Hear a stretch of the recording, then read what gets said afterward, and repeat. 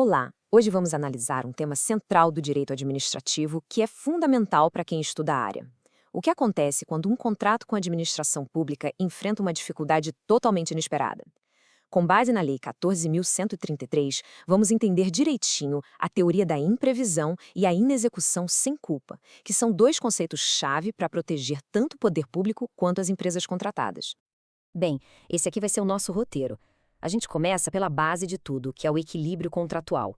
Depois vamos ver o que acontece quando o inesperado bate à porta, explorando a teoria da imprevisão e, em seguida, a solução mais definitiva, a inexecução sem culpa. E, para fechar, a gente analisa as consequências práticas para todo mundo que está envolvido. Tudo começa por aqui. Para a gente conseguir entender as exceções, primeiro a gente precisa dominar a regra de ouro dos contratos administrativos, o famoso equilíbrio. Imagina só uma balança. De um lado, a gente tem os encargos do contratado, ou seja, o trabalho, os materiais, todos os custos envolvidos. Do outro lado, a gente tem a remuneração que o governo vai pagar. A grande meta da lei é que essa balança que foi ajustada lá na assinatura do contrato se mantenha perfeitamente nivelada até o final. Isso é o que a gente chama de equilíbrio econômico-financeiro. E olha, essa proteção não é só uma formalidade, não.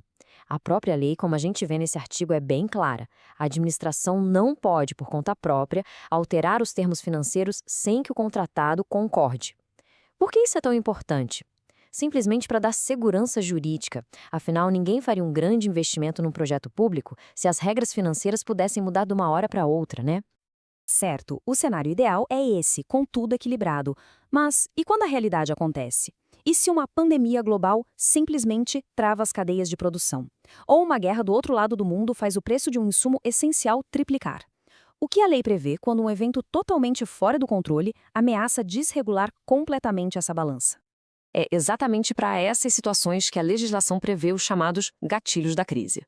Vamos dar uma olhada agora em quais são esses eventos extraordinários que a lei reconhece como justificativas válidas para se reavaliar um contrato. O primeiro grupo são os famosos caso fortuito e força maior. Pense em eventos da natureza, como um ciclone que destrói o canteiro de obras, ou então em atos de terceiros, como uma greve geral de caminhoneiros que paralisa o transporte de materiais. O ponto central aqui são eventos imprevisíveis e, mais importante ainda, inevitáveis. Não havia absolutamente nada que as partes pudessem ter feito para impedir. Agora, um conceito com um nome bem curioso, o fato do príncipe. O príncipe aqui é uma metáfora para o Estado agindo com seu poder soberano.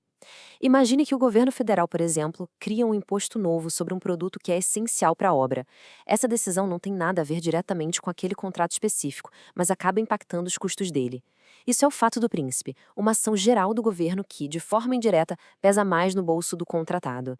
Então, para a gente resumir, caso fortuito, força maior e fato do príncipe. Essas são as principais causas extraordinárias que a lei reconhece. São esses eventos que, quando atingem em cheio a balança do contrato, acionam os mecanismos legais que a gente vai ver a partir de agora.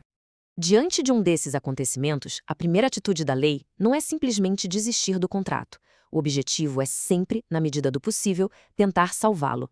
E a principal ferramenta para isso é a teoria da imprevisão, que serve para reajustar o acordo. E aqui está a diferença fundamental. A teoria da imprevisão entra em cena quando cumprir o contrato ficou caro demais, difícil demais, quase como empurrar essa engrenagem gigante morro acima. O contrato se tornou muito injusto, mas não impossível. A execução ainda é viável, só que precisa ser em novas bases. Este slide aqui ilustra o caminho da revisão perfeitamente. Primeiro, o fato imprevisível acontece e bagunça a balança. Isso força as partes a sentarem para negociar um acordo e revisar as cláusulas. Com essa revisão, o equilíbrio é restaurado e, finalmente, a execução do contrato pode continuar de um jeito justo para todo mundo. É um mecanismo que visa a continuidade. Mas e se o obstáculo for simplesmente intransponível? Isso o evento não apenas desequilibra, mas quebra totalmente a possibilidade de continuar. É nesse ponto que a gente sai do campo da revisão e entra no da extinção por inexecução sem culpa. Essa imagem já diz tudo. A ponte não pode mais ser construída. Digamos que um deslizamento de terra tornou o local permanentemente instável. A impossibilidade de continuar, nesse caso, não é uma questão de dinheiro, é uma questão material. Chegou-se a um beco sem saída, e não há revisão de contrato que consiga resolver isso. E a distinção principal está aqui. Quando um contrato acaba por uma falha do contratado, existe culpa e, claro, existem sanções. Mas no caso de um evento externo inevitável, não há culpados. Por isso o nome é extinção sem culpa.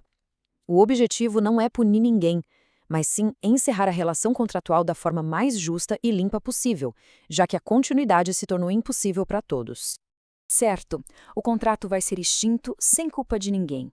Mas como fica a situação de cada parte? Quais são os direitos e os deveres quando o fim chega assim, de forma tão abrupta? A lei busca proteger o contratado para que ele não fique com um prejuízo total. Como a gente pode ver, ele tem o direito de receber por tudo que já executou, de ter as garantias que deu de volta e, um ponto muito importante, de ser ressarcido pelos custos de desmobilização, ou seja, o custo para tirar máquinas, equipamentos e pessoal do local da obra. A ideia é fazer as partes voltarem ao estado mais próximo possível de como estavam antes do contrato. E do lado da administração pública? Bem, a consequência é direta e muitas vezes bem frustrante. A ponte que ligaria duas cidades, a escola que atenderia centenas de crianças, o interesse público que motivou aquele contrato, não foi atendido. Agora, o governo tem o dever de encontrar uma nova solução, o que muitas vezes significa começar todo o processo de licitação do zero. Isso tudo nos deixa com uma reflexão final, que é o grande desafio na prática jurídica.